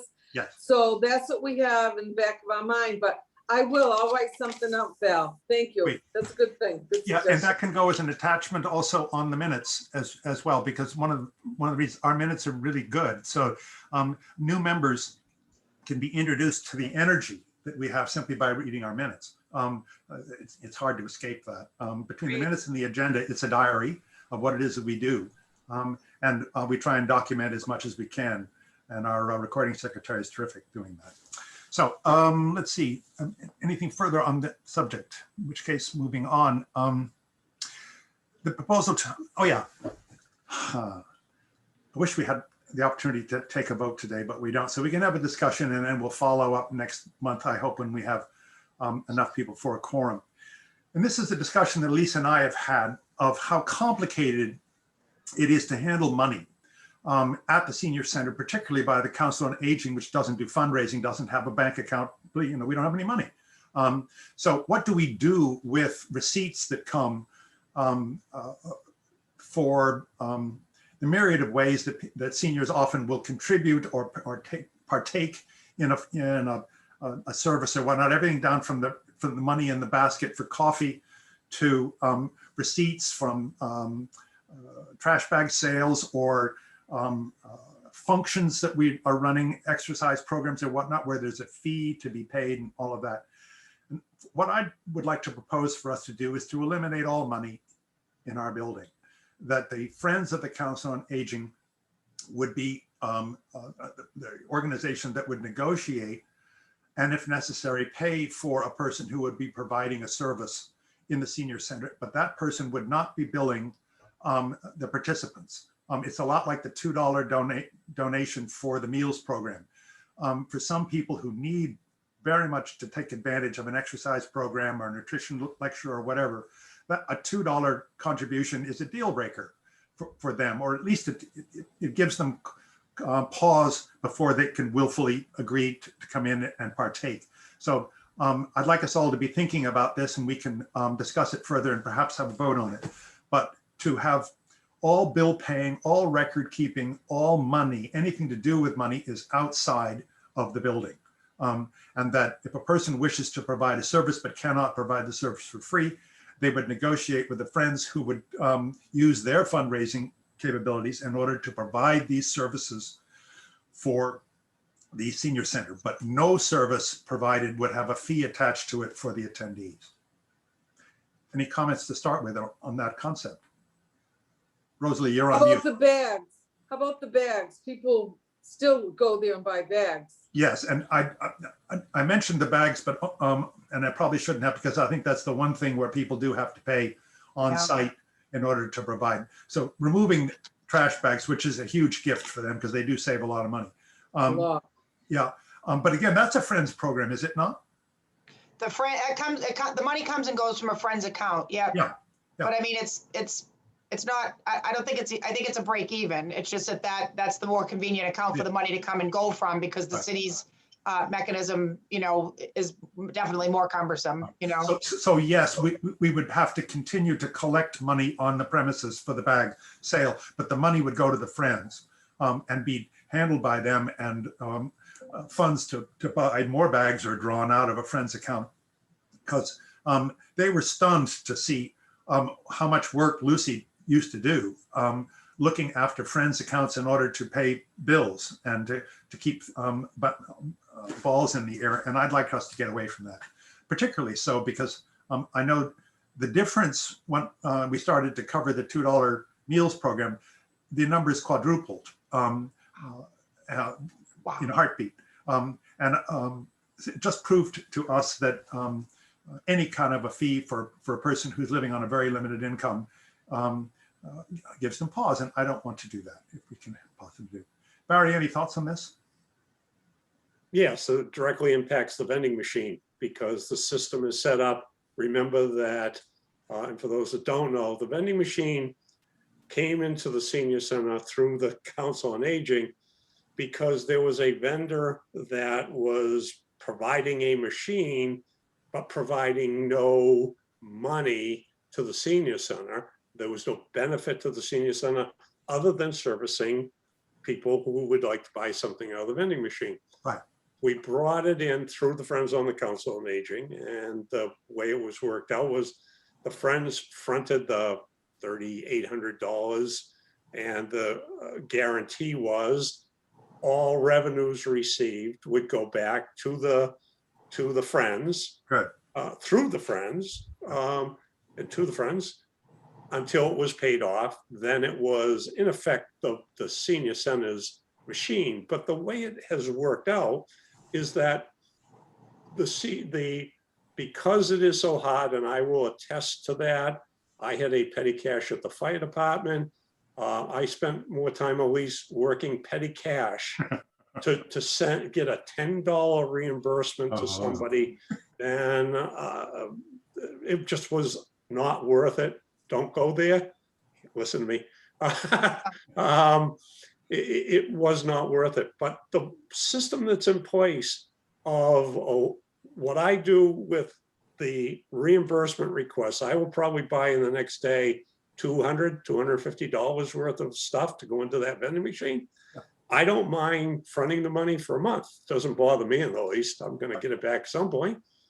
I will hand to Elise a cover memo that says, here are the receipts, and here is a spreadsheet that shows every item that was purchased that ties exactly to the receipts. The receipts are attached.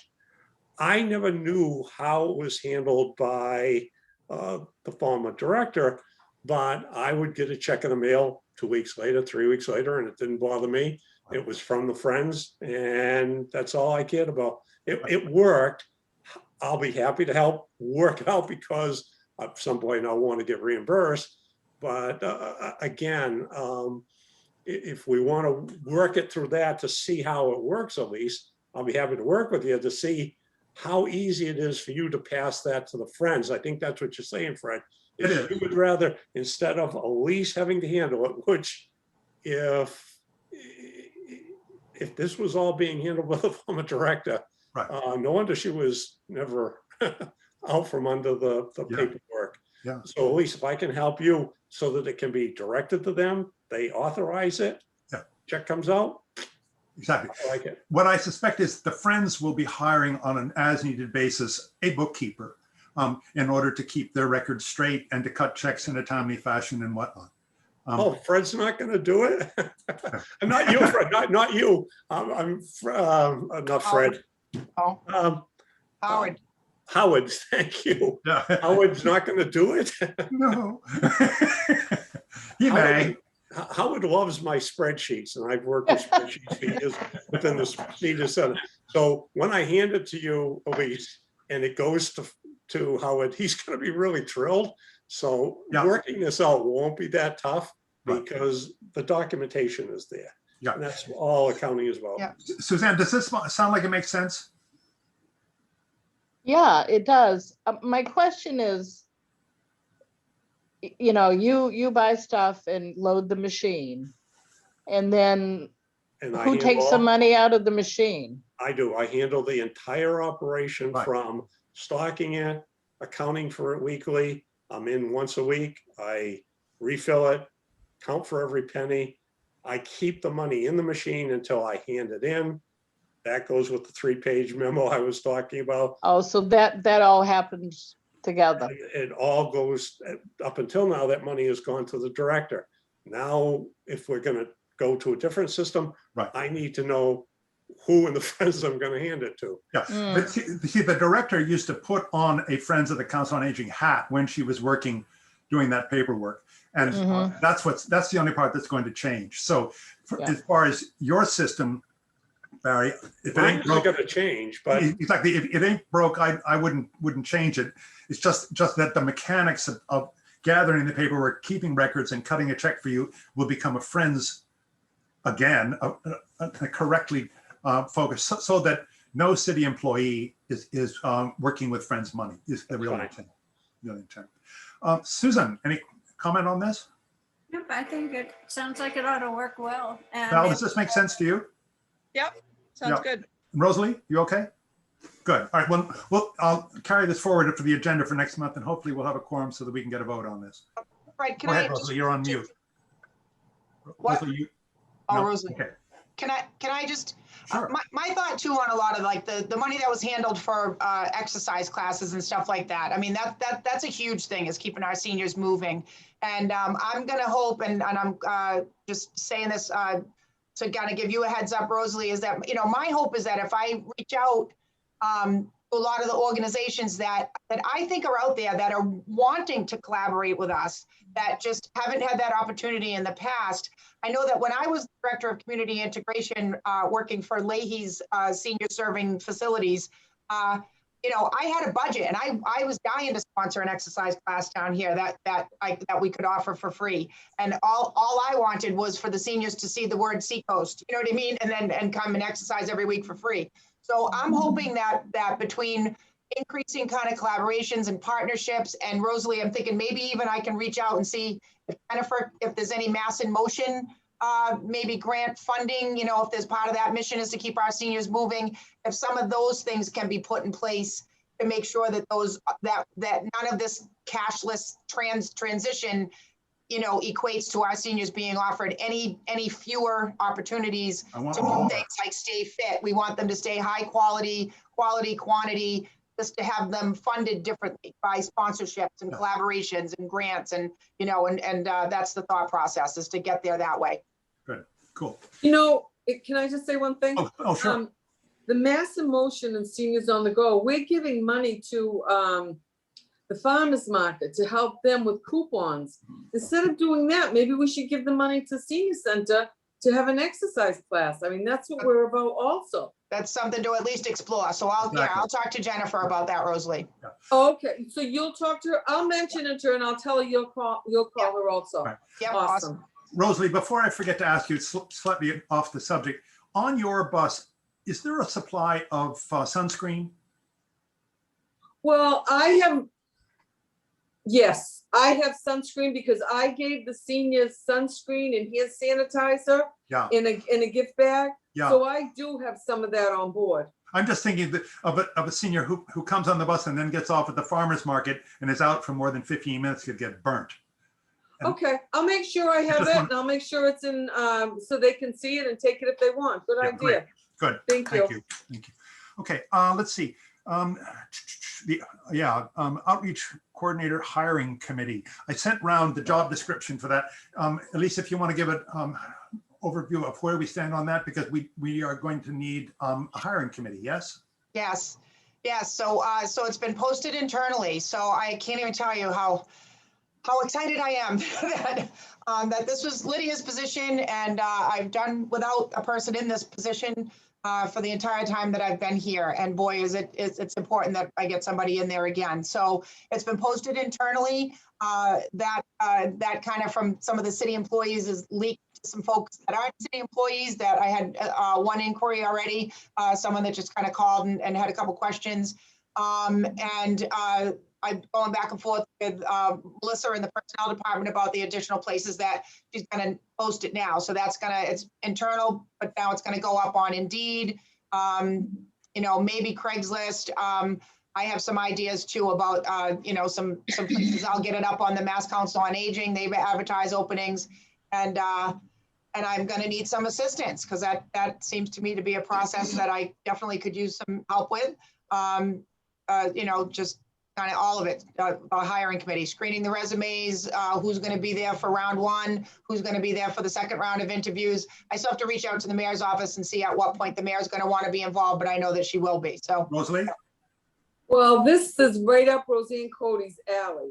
So I think, and off the record, Fred, if you could call Roseanne and tell her we need help with this. Yes. She's a smart girl and this would be right up her alley, assistant Elise to hire our new person. Wonderful. Yes, Val? Just make sure, Elise, that you coordinate this with Holly, the HR director. Yeah. Because Oh, yeah.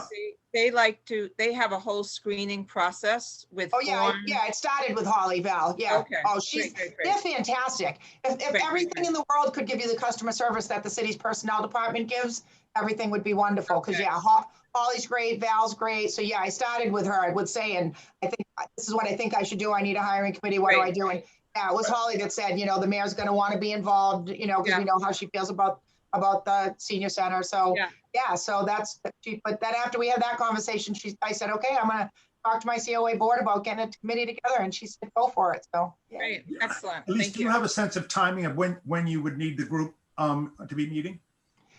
I think so.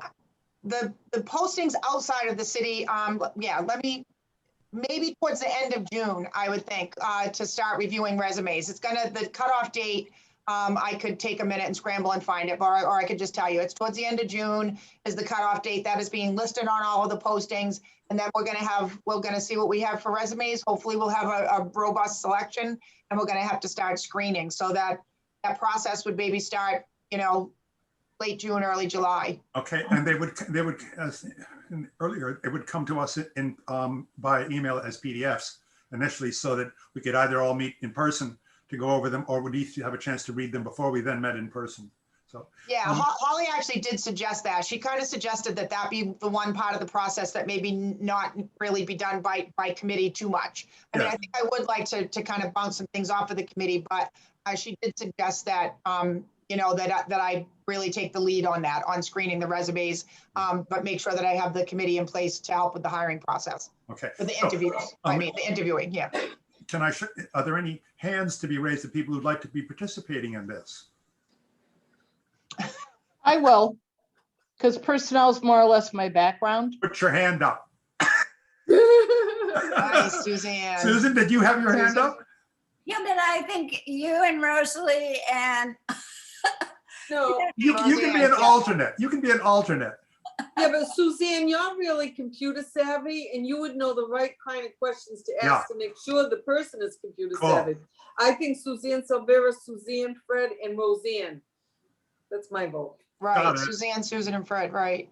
I Okay, think that sounds good. got it. And maybe Roseanne. So Suzanne, Susan, Fred, and maybe Roseanne. Yeah. Right? Is that what Yes. they're Yeah, the better, Yeah, the more. yeah. Exactly. And initially it's done by PDF. And Yeah. Barry, you dodged that bullet. You say yes to everything else. I interviewed for the city structure. I replaced the entire fire I department. know. Did the interviews personally, Elise. As you go forward, if you need any advice, again, I replaced 85 people over the course of my career. Yeah. So, you almost get into a routine with it. Yeah. And you can very quickly, when you read those resumes, you can see where the top candidates are. Very seldom in an interview are you surprised, but once in a while, you'll walk out and go, oh God, yes. I think That's you the just one. did that. Or, and her name oh is Delete. God, no, we can't deal with this person. So it really becomes, It's fun. it's fun, but it's also, you learn very quickly where to go with it. So if I can help in any way, but Okay. Any Thank more you, Barry. discussion on the subject? I Thank you. just have, Go ahead. Yes, Suzanne. We had talked about sending stuff to Krista Carranza Yes, for social media. And maybe the job description should come from the mayor's office on social Oh. media. Because she reaches such a huge amount of people. all of that posting is done by protocol through HR. Through HR. Well, no, I know the initial internal. Well, But we get it. I mean, we receive all the postings. Yeah. Mhm. Right, but I've never seen the city share any on social media. Not to say that it can't be done just because it hasn't been done, Suzanne. Yeah, I see other entities using social media to promote candidates, certainly Yeah. in this labor market, because the labor market is a Right. seller's Yeah. market right now. I think I think get that to me because I'm on the city council, so Yeah. I'm probably in the employee You get it. database, so that's probably why I get it. And Yeah. I don't think the city wants to get them all out onto Facebook and stuff like that unless, so Mhm. I would let HR take the lead in terms of putting it up there, but if I see there's so many employees that work for the city, and they typically would be the ones that would know who might be good for that, and then just contact them and say, hey, I just saw this posting, so that's probably how that works, right? What I've seen on hiring committees in the city that I've worked on is it's the applicant's temperament is the resume is great, the qualifications are all there, but tone of voice, a sense of patience or impatience can be very helpful in making this election. And Right. people outside of the conventional hiring world are really astute at being helpful. Mhm. Yeah, Okay, yeah, and cool. I already added to the mix too, like, personnel told me they automatically, it's like, they asked me where they want, they can get it up on Indeed. I'll get it to the Mass Council on Aging, and then I'm also gonna put it up, I don't know if any of you are familiar with Idealist, but that's a good resource as well. Idealist is all nonprofit. So either nonprofit or, public jobs like this, like, government entities. But it's a lot of, that's kind of the social workers tend to go to Idealist, so we'll get it up there as well. And hopefully that labor market thing that we're seeing everywhere else is not going to be the case for something as specialized as this. And hopefully we'll get a good, robust response. Cool. Let's, anything further on the subject before we move? Yes, Barry. A question to Elise. Elise, do you have any idea into the qualifications? It reads one billet, licensed clinical social worker or community health care worker license required. What are the criteria? I'm familiar with the LCSW. What is a community health care worker license? And that's particularly important to me in view of the recognized requirements for LCSW, and for that question we talked about earlier about the interns out of Salem State having to be under the direction of the LCSW. What is a community health care worker license? Never heard of that. That's like the people that are the navigators, that they call the navigators, like what the mayor used to do for the hospital. So it's that speaks to someone's ability to quickly become Shine certified. Usually if you've got that community healthcare worker certification, you're going to be prepared to speak to all the things that a Shine counselor can anyway, because Shine is pretty much Medicare. And then community healthcare worker, that is also Medicare and then some. It's, knowing about the guidelines for Mass Health and for some of the different types of insurance. So that would be one of those things where it was listed as one or the other, just kind of figuring that there's some wiggle room. I mean, I kind of look at all the work that needs to be done as the pie. You know what I mean? So if we get the perfect candidate and they've got that piece of the pie, they can do that community healthcare worker thing. Then maybe that just means that I need to take some that LCSW kind of pieces of the pie. But if we get the person with the LC, we still want them to become Shine certified. But then maybe we're just, referring or getting a volunteer, asking the mayor to come back in and do what she did volunteering for us. So it just gave a little bit of wiggle room on how we kind of divvy up the work. We could deal with someone who, work with someone who does have that healthcare worker certification, because of the fact that I can get that LC. I'm confident. I just need to be able to redo some of the paperwork now because of the pandemic making me lose my window to sit for that test. But I can get that LC. But so that just was a little bit of wiggle room. And to tell you the truth, Barry, that had been there in the previous job description for when it had been Lydia's position, and it was one of those things that I looked at, and I tend to not do that. I tend to not look at things and think, well, that's the way it was, so let's keep it that way. But with so much going on, I kind of gave it a little bit of that treatment where I said, okay, that worked before, let's just leave it. If we don't get the resumes that I want, the number of resumes, like if a lot of people are looking at that posting and saying, well, I don't have either of those things, so I'm not going to bother. And that's reflected in the amount of resumes we get. I may do away with that whole bullet point and like repost the thing.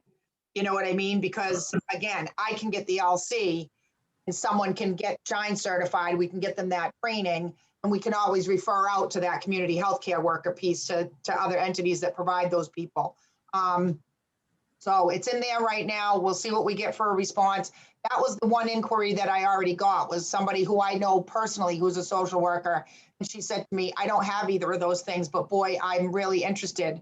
And I said, just send it in. You know what I mean? We'll take a look at it. We'll look at it within the context of all the other ones that we receive, which is what we'll do. So just, send it in anyway.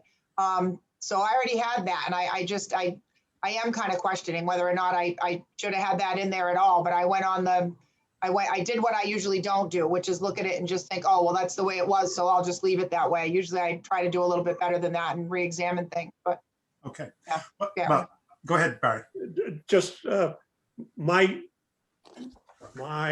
inclination, not inclination, my professional background tells me that LCSW license is golden. It should be the golden standard for the person that you're attempting to hire.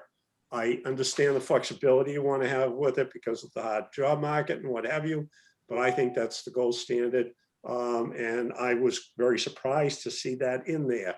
I know I read the last posting for this, and it was the licensed clinical social workers posting, and to see it, this other option, again, I'm just saying, I think, and maybe it comes down to a ranking schedule, a ranking document as you interview people. If that person has that, they've got a 1, and the person with the other one has a 2. So that they're not quite equal, because I think, and again, it is the gold standard for care. It's much like an EMT and a paramedic in my arena of the emergency responses.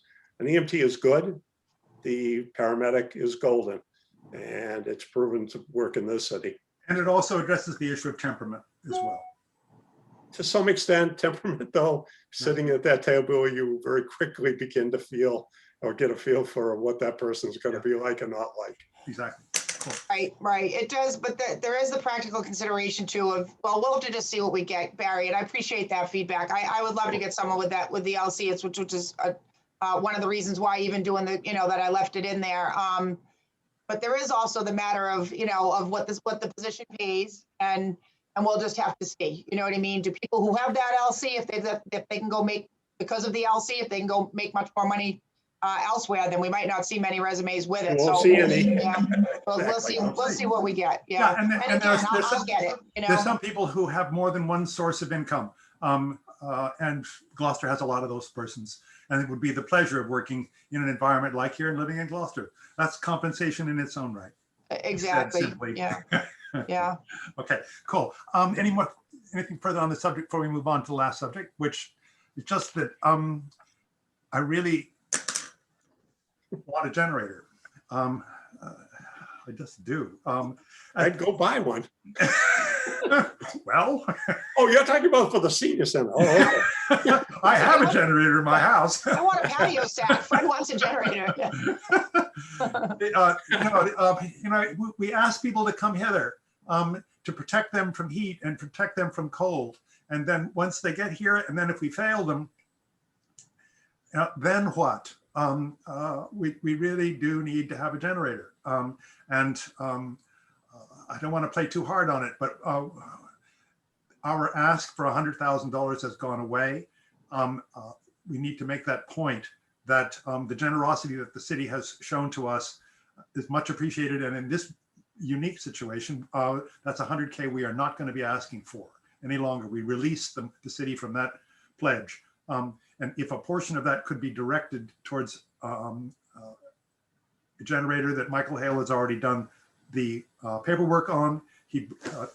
Our building was surveyed by a licensed electrician from the city to determine how many air handlers the generator would be running, and a location was determined. And we have the gas service in the building in order to make the connection. And Michael Hale buys a fair number of generators and has them maintained on a regular basis because they're used in the wastewater pumping stations all around the city, so that we would be tied in to the maintenance contract that's already in existence and whatnot. It's really just a question of somebody in the city flicking the switch in order to help us acquire that. I want one. Yes, Val. So I've got a kind of a suggestion for everyone. It's kind of related to this a little bit. But tonight is the budget public hearing for the fiscal 2022 budget. I sent to Elise about a half an hour ago the budget book and the city council agenda, which has the Zoom call-in numbers. And I would suggest that anyone on this board who'd like to speak on behalf of themselves, not as, you're not going with a message from the Council on Aging board, but you're speaking on behalf of yourself, that you really hope that the city council supports this year's proposed budget. And if you wanted to plant a seed about the generator, you certainly could do that, because you have the ear of the full city council tonight, and the CFO and Mike Hale, everyone's going to be on this call. So it's not a bad opportunity. And the budget public hearing is first on the agenda after some of the protocol stuff. So it won't be that late after 6 o'clock that we get to that. We're doing the special council permit on the new school after the budget. So that's a good thing if you just want to come and speak on that. So Elise, if you like that idea, I sent you the link to the budget book. You can show everybody the page of our budget, Council on Aging, right? Yeah. And that's tonight, Val? It's tonight. So, just, the budget that I submitted to and sat and talked to John Dunn about when we were at that stage before it went in front of the BNF, it was in there. The $50,000 was in there. And John Dunn said, he said, well, we're going to take it out of the COA budget. He said, but we're going to put it elsewhere. Like, he didn't say it was going away, the money for the generator. He said it was coming out because he said it just didn't belong on the COA budget, but he said he was going to find someplace else to put it. So Okay. I haven't had a chance to follow up with him yet to say, okay, John, where'd you put that budget, that generator money? So I would not bring that up at all, but I Okay. would. But I do think it would be a good thing if anyone here wants to participate in your local government. Tonight is about the budget public hearing, and we hardly ever get people coming to speak on the budget, but all of us know how important our budget is that we have, and how lean it is, and what the important elements are. So even if you just go and just say, I'd like to spend 10 seconds. I'm on the Council on Aging board meeting. I'm a senior here, and I just hope this, council supports it. So just a thought. But We'll see. anyway, I have to sign off because I've got a lot of preparation to do. But it's been great. Yeah. Thank you, Val. Val, Yeah. I have the Action Inc. I'm on their board, and it's our annual meeting tonight, so I have to be at that, so I can't be there. But thank you for all your hard work on that, and hopefully you'll see some of the other faces there maybe tonight. And I have a house full this evening. Okay.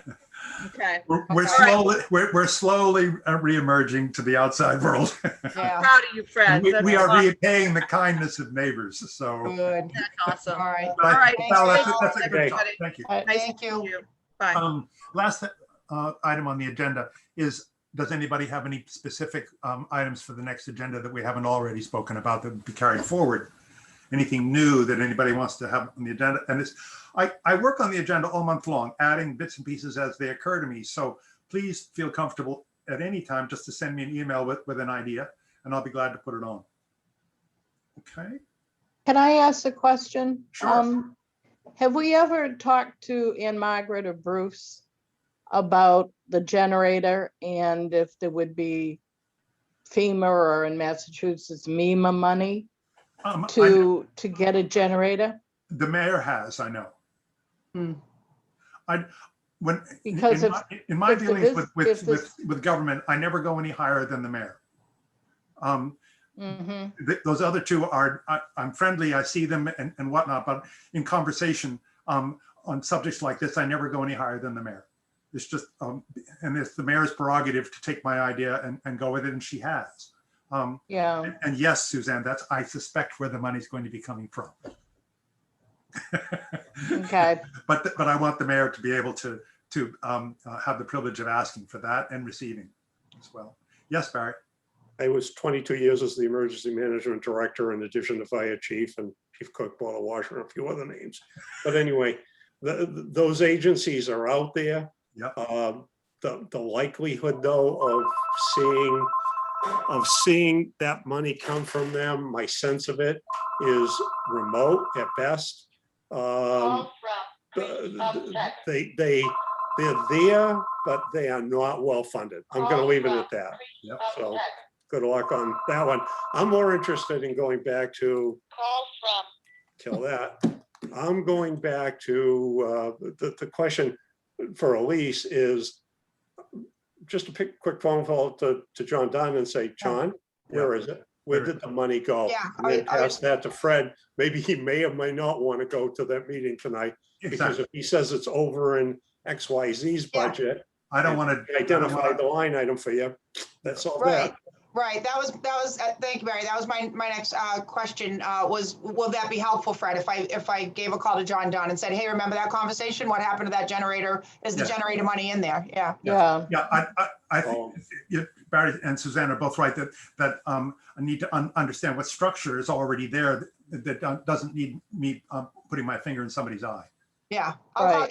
I'll call John. He'll remember saying it, I'm sure. I mean, he's got to remember saying that. So, He's either going to say yes or no. About 50% of the things that were moved out of my budget went to no. 50% went someplace Well, that's else. no I track know record. something about it. So it was, but you really want to know these things. Yes. And so, yeah. And I am very sensitive to my sense, personally, my sense of having to recover from having to close the Congregate Meal Program. Boy, we worked so hard to convince people that they could budget using money that they normally would have paid for a principal meal every day for something else, because we had them covered there. And then we had to close that program. I have the same feeling about encouraging somebody to abandon their house and get on a bus and come to the senior center when it's terribly cold or terribly hot. We just can't fail them on stuff like that. Right.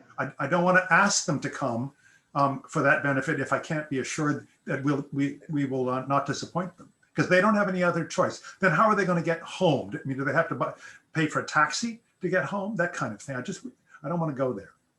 Yeah, not to mention that if we have a widespread power failure, and people are home, and it's dangerous because it's so hot or cold, they need a place to stay hot or cold. Yeah, I mean, an oxygen concentrator needs to be plugged in.